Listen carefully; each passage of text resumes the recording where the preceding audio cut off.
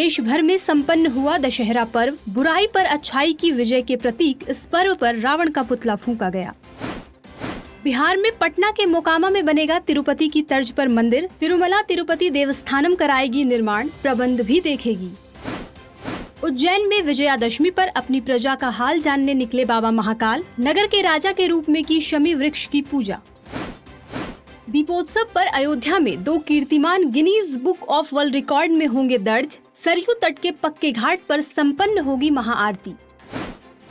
देश भर में विजयादशमी का पर्व पूरी श्रद्धा भक्ति के साथ संपन्न हुआ। इसी के साथ रामलीलाओं पर भी विराम लग गया। बुराई पर अच्छाई के विजय के प्रतीक इस पर्व पर जगह जगह रावण का पुतला फूंका गया। दशहरे पर शस्त्र पूजा के भी आयोजन हुए, जिसे वीरता, सुरक्षा और शक्ति का पूजन माना जाता है। इस दिन शमी वृक्ष की पूजा का भी विधान है।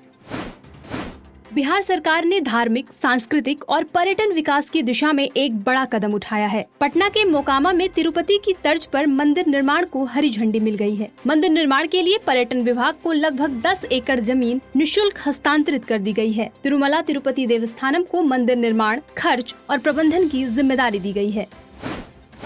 उज्जैन में विजयादशमी पर बाबा महाकाल राजसी वैभव के साथ अपनी प्रजा का हाल जानने निकले। बाबा की सवारी पुराने शहर से होते हुए फ्रीगंज ओवरब्रिज के रास्ते नए शहर में प्रवेश कर दशहरा मैदान पहुंची। इसके बाद बाबा ने नगर के राजा के रूप में शमी वृक्ष की पूजा की। बाबा महाकाल उज्जैन के राजा हैं, इसलिए लोक मंगल की कामना से शमी वृक्ष का पूजन करने दशहरा मैदान जाते हैं।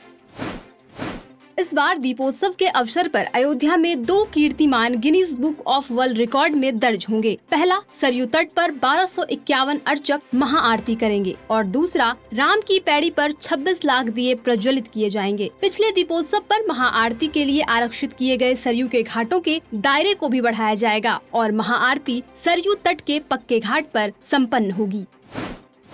वृंदावन के बांके बिहारी मंदिर में लगातार श्रद्धालुओं के लिए सुविधाओं का विस्तार किया जा रहा है। इसी कड़ी में मंदिर में समान घर सेवा को निःशुल्क कर दिया गया है। पहले प्रत्येक सामान रखने के लिए 2 रुपये का शुल्क लिया जाता था। संस्थान के स्टील लॉकर में श्रद्धालु अपने मोबाइल और पर्स आदि रख सकते हैं। मंदिर में ठाकुर जी के दर्शन पूजन के लिए प्रत्येक दिन बड़ी संख्या में श्रद्धालु पहुँचते हैं।